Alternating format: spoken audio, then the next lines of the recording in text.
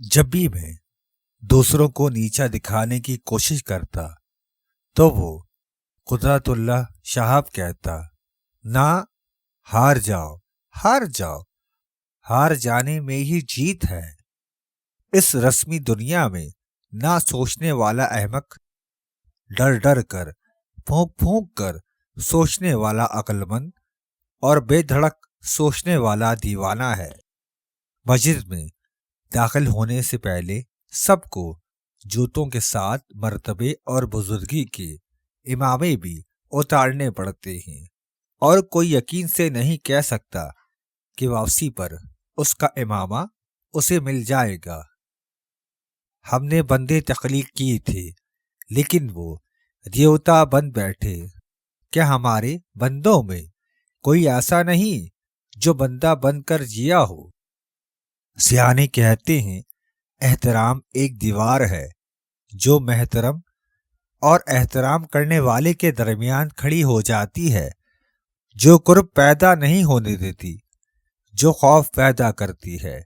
خوف مثبت نہیں، منفی جذبہ ہے، اور احترام کا جذبہ باہمی محبت کے امکانات کم کر دیتا ہے۔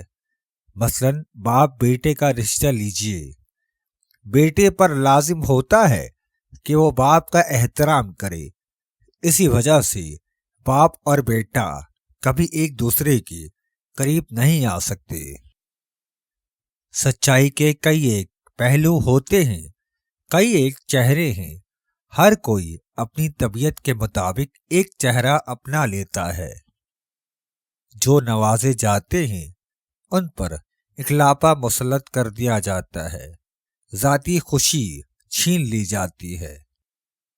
میرا تجربہ ہے جب کبھی ہماری دعا قبول ہو جائے تو ہمیں اس بات پر خوشی نہیں ہوتی کہ دعا قبول ہو گئی، اور خوشی نہ ہو تو احساس شکر گزاری پیدا ہونے کا سوال ہی پیدا نہیں ہوتا۔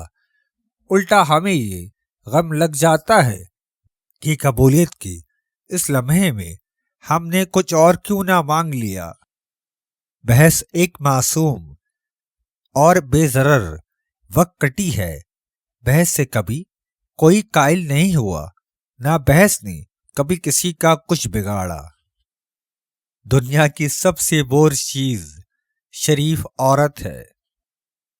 ہمارے علماء کرام عوام میں گھلتے ملتے نہیں، وہ اپنی امتیازی شان برقرار رکھتے تھے۔ اٹھنے میں، کھانے میں، پینے میں، رہنے سہنے میں، بات چیت میں بھی ان کا انداز الگ ہوتا ہے۔ ہونٹ سنوار کر بات کرتے ہیں، گلے کے نچلے پردے سے آواز نکالتے ہیں تاکہ وقار پیدا ہو، یہاں تک کہ وہ اللہ بھی مخصوص سرتال سے کہتے ہیں اللہ۔ ایسے لگتا ہے کہ ان کا اللہ بھی ہمارے اللہ سے مختلف ہے، جیسے ان کے اللہ نے سر پر بھاری امامہ لپیٹ رکھا ہو۔ منزلوں کو پا لینا بھی کتنی بڑی قیامت ہے، سب کچھ بے معنی ہو کر رہ جاتا ہے، خود منزل بھی۔ ایسا لگتا ہے جیسے طلب سے عظیم تر کوئی منزل نہیں۔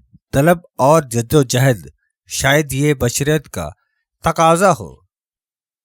عورت فطری طور پر اس مرد پر فدا ہو جاتی ہے جو مرد ناقابل تخیر نظر آئے، اور جو دل و جان سے اس کا ہو چکا ہو اس مرد میں کوئی دلچسپی محسوس نہیں کرتی۔ عورت جب بھی کرتی ہے ذات سے محبت کرتی ہے، صفات سے نہیں۔ یاد رہے، ماں بچوں کو خبردار کرتی رہتی ہے کہ ابو کا احترام لازم ہے۔ وہ کبھی یہ نہیں کہتی کہ میرا احترام کرو، مجھ سے ڈرو۔ بچوں کے دلوں میں اپنے لیے محبت کا جذبہ پیدا کرتی ہے، اور باپ کے لیے خوف کا۔